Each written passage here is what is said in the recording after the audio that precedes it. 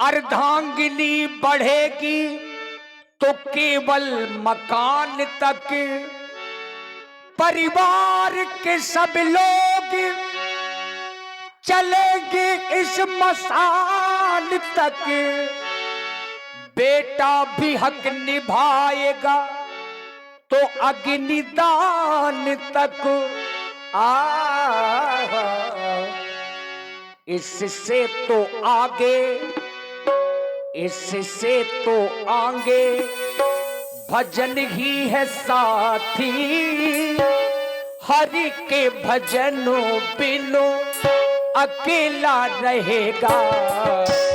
इससे तो आगे, कहने का तात्पर्य जिसने भी भगवान का भजन कर लिया उसका जीवन सार्थक हो जाता है।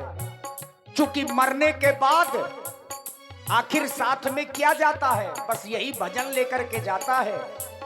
और तभी हमारे आचार्य कहते हैं, रे मन ये 2 दिन का, रे मन ये 2 दिन का मेला रहेगा, कायम न जग का झमेला रहेगा।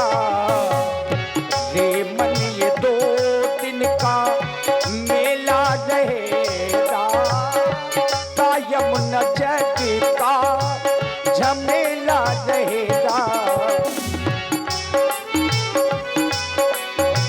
ये सभी जानते हैं कि आखिर भगवान श्री राम ये भगवान है, अवतार लिया, लेकिन पूरे कर्म साधारण पुरुष की तरह किए। अब भगवान स्वयं भजन करते हैं। आइए इसी प्रसंग के माध्यम से देखेंगे।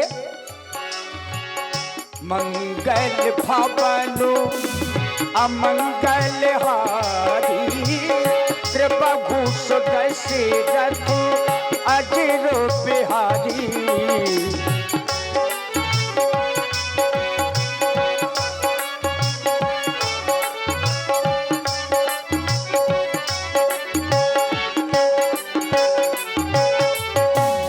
करी भोजन मुनि वर विज्ञानी, लगे कहन कछु कथा पुरानी।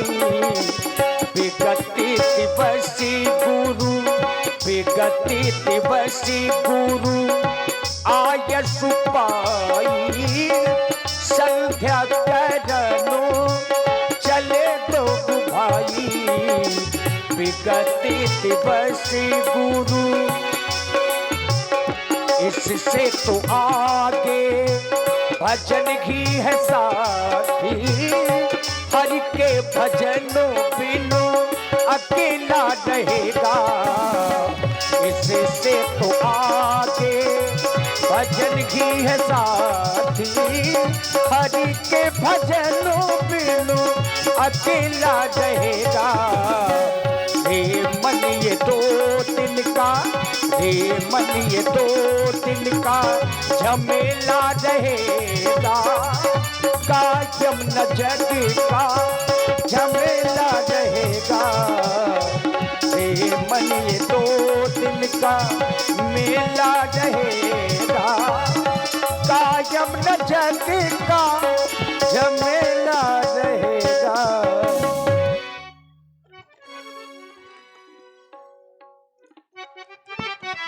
धर्म की धुरी को धारण करने वाले धर्मात्मा राम, आज मैं तुमको तुम्हारे ही वंश से संबंधित एक कथा सुनाने जा रहा हूं।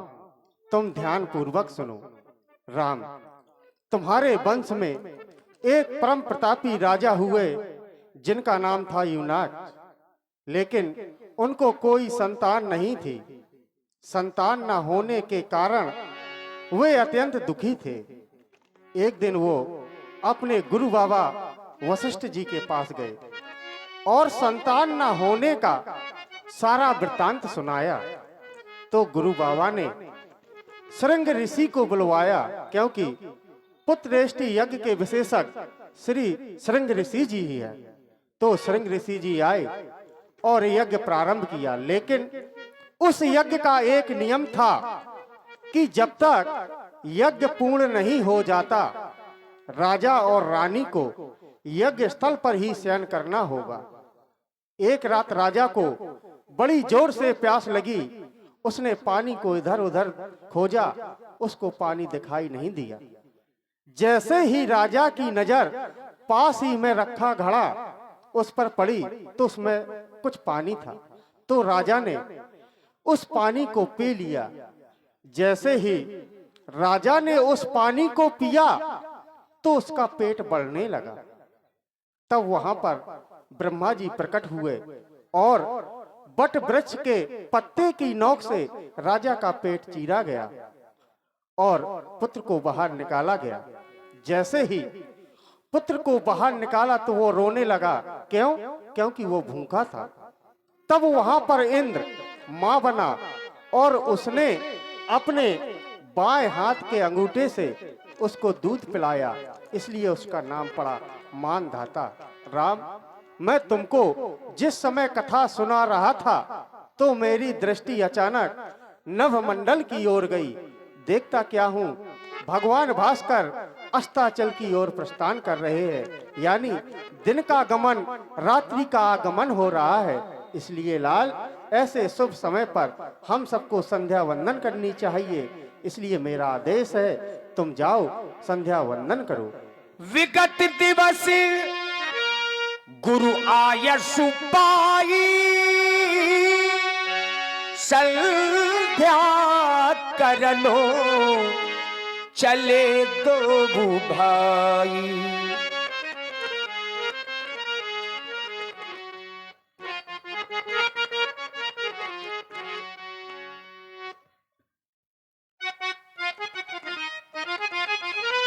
बड़ा सुंदर समय है। ऐसे सुंदर समय में आज आदेश मिला अपने गुरु भगवान का संध्या करने के लिए।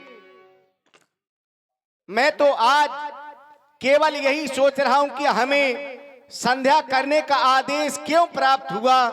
क्या हम इसके पहले संध्या वंदना नहीं किया करते थे? आज अपने गुरुदेव भगवान के द्वारा वह पुरानी कथा सुनाई गई।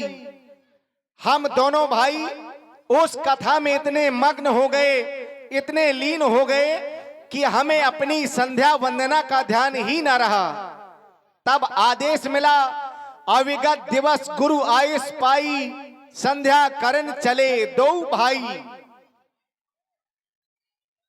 आज बड़ा सुंदर समय है। ऐसे सुंदर समय में आज हम भी मां की अवंदना करेंगे। उपासना हमारी संस्कृति है और उपासना तो मनुष्य के जीवन का वह साधन है जिसके द्वारा साधक अपने साधकी निकटता को प्राप्त कर सकता है।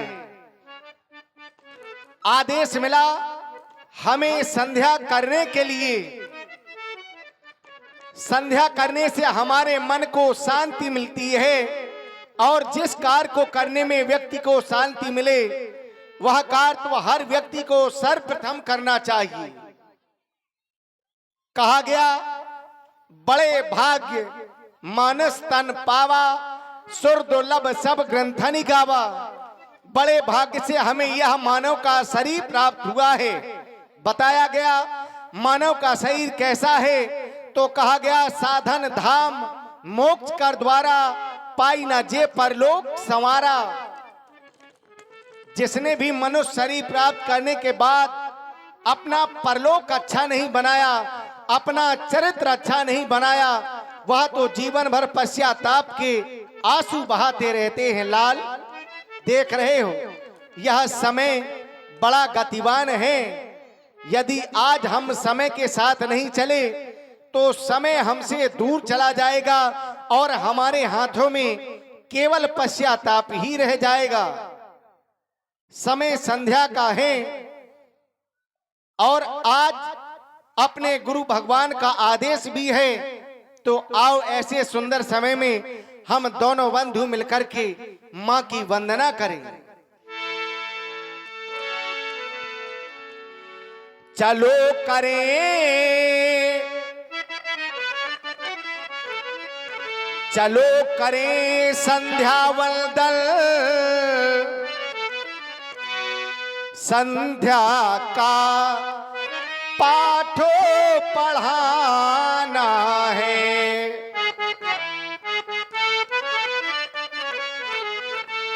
जो छिपे हुए इन अंधकारों में,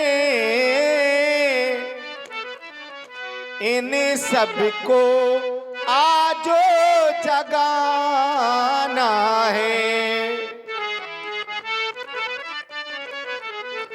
और इन्हें जगाना क्यों? भैया हो चुका, भैया हो चुका देव पूजन,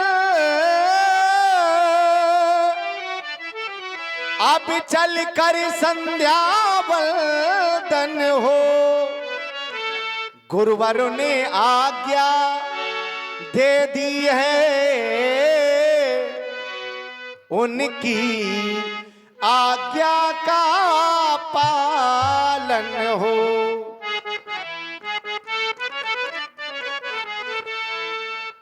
जो लोग संध्या वंदना नहीं किया करते हैं, वह तो मरने के बाद कुत्ते की योनि को प्राप्त होते हैं। संध्या में दोनों भाई विलंब से जा रहे, मां रूठी हुई हैं। आओ हम दोनों बंधु मिलकर के मां को मना रहे हैं।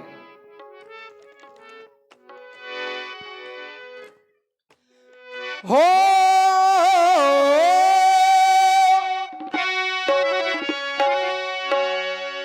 मुक्ति की राह हमें संध्या ही बताती है।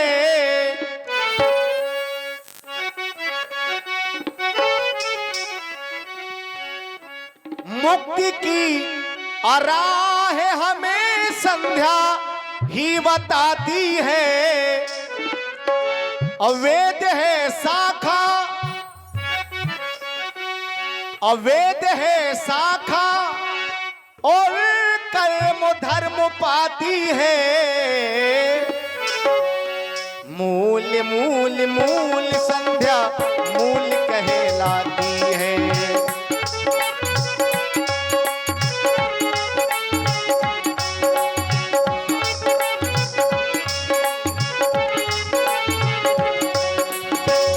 मुक्ति की राह हमें संध्या ही बताती है। मुक्ति की राह हमें संध्या ही बताती है। वेद है शाखा, वेद है शाखा और कर्म धर्म पाती है। मूल मूल मूल संध्या मूल कहलाती है।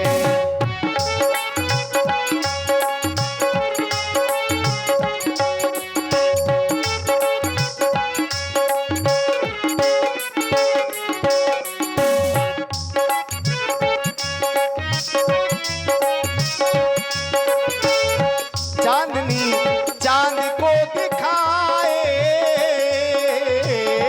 चांद तारों में चला जाए।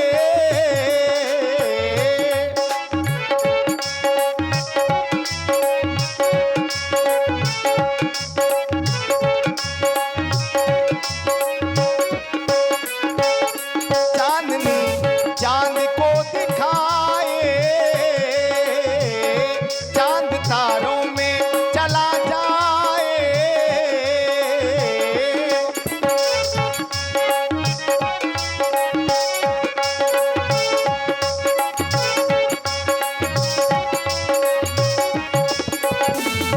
पाप से मुक्ति, पाप से मुक्ति हमें संध्या ही दिलाती है। पाप से मुक्ति हमें संध्या ही दिलाती है। वेद है शाखा, वेद है शाखा और कर्म धर्म पाती है। मूल मूल मूल संध्या मूल कहलाती है।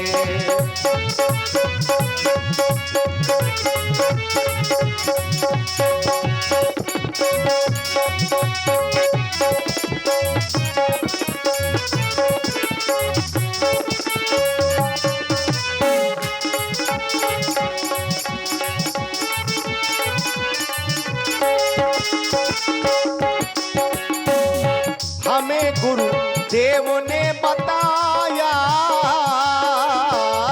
समय संध्या का लाल आया।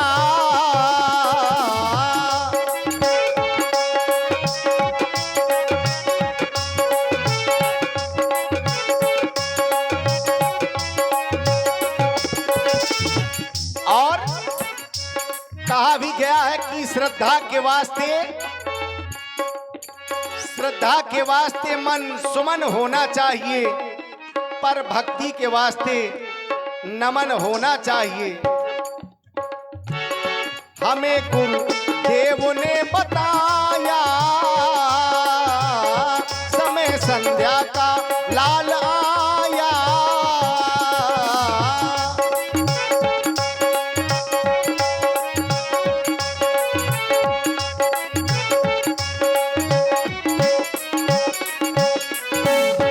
पाप से मुक्ति हमें संध्या ही दिलाती है, पाप से मुक्ति हमें संध्या ही दिलाती है।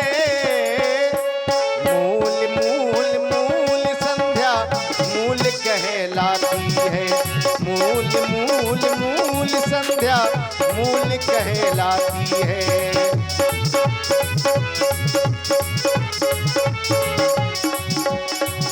मुक्ति की राह हमें संध्या ही बताती है, मुक्ति की राह हमें संध्या ही बताती है।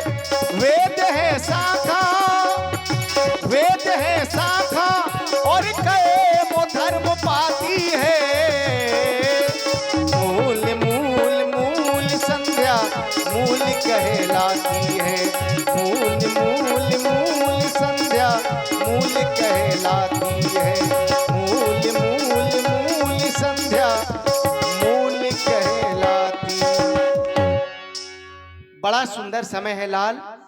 आज ऐसे सुंदर समय में तुम भी मां की वंदना करो। प्रस्तुत संध्या वंदना में आप हैं हमारे बुंदेली दूरदर्शन, हमारे यूट्यूबर पधारे हैं जो लाइव प्रसारित कर रहे हैं। बुंदेली दूरदर्शन संचालक अनिल भाई जी, और साथ में जो दूसरे यूट्यूबर हैं बुंदेली राठ, लाइव प्रसारण आपकी ओर से भी हो रहा है। चैनल का नाम है बुंदेली राठ। प्रोपराइटर श्री अरविंद वर्मा जी शिक्षक, और बुंदेली लोक भाषा ये भी यूट्यूबर हैं जिनके प्रोपराइटर प्रदीप जी, आप भी लाइव प्रसारण कर रहे हैं। सब 5G का कमाल है। आप सबकी ओर से 51 मुद्राएं श्री राम जी लक्ष्मण जी के चरणों में। धन्यवाद। ये कमाल आप भी दिखाएंगे। और आप हैं हमारे प्रोपराइटर फूल सिंह जी करही से, जिनके चैनल का नाम है बुंदेली गौरी। 21 मुद्राएं आपकी ओर से भी। धन्यवाद। प्रातः स्मरणीय पूज्यपाद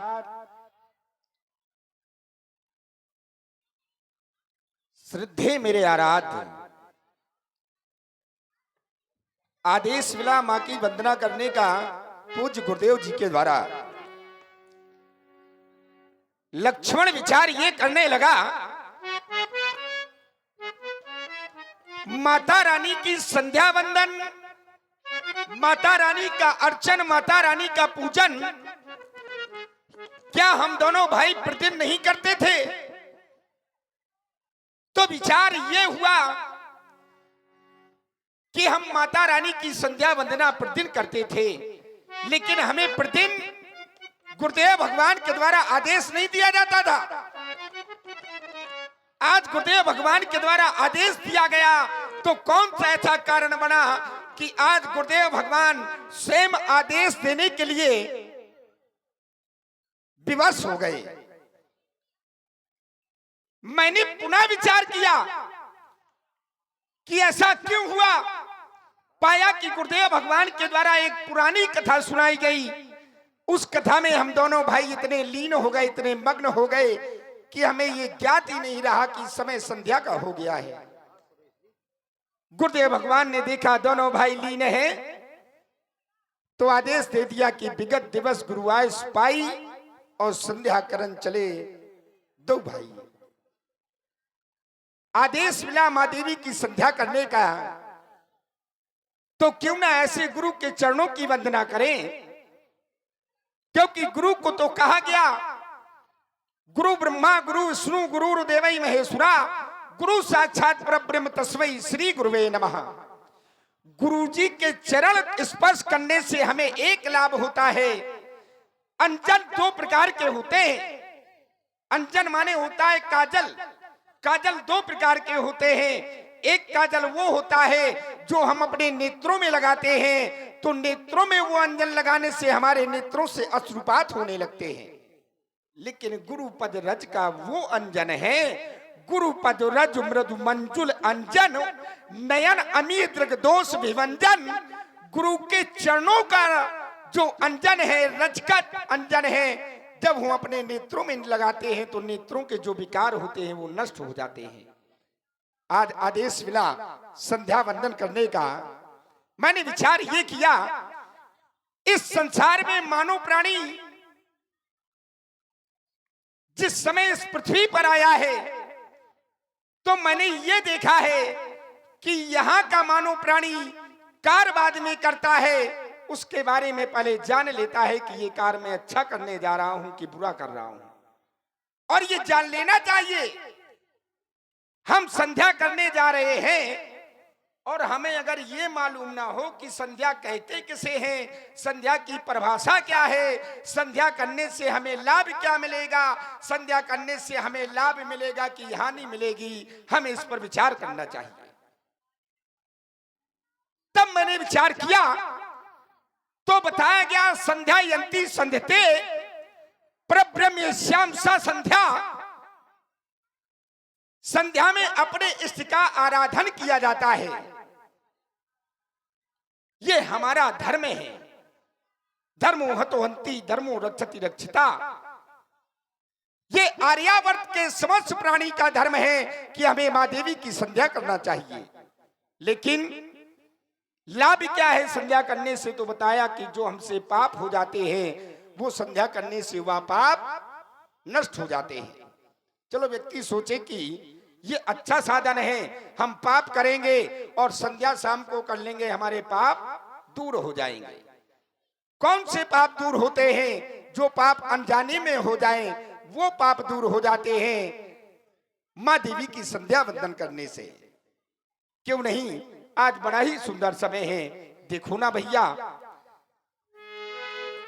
क्योंकि अगर हम इसी तरह से बोलते रहेंगे, विचार करते रहेंगे, तो मां देवी का समय भी निकल जाएगा। क्योंकि मैंने देखा है, देखो भैया, देखो ना मेरे भैया,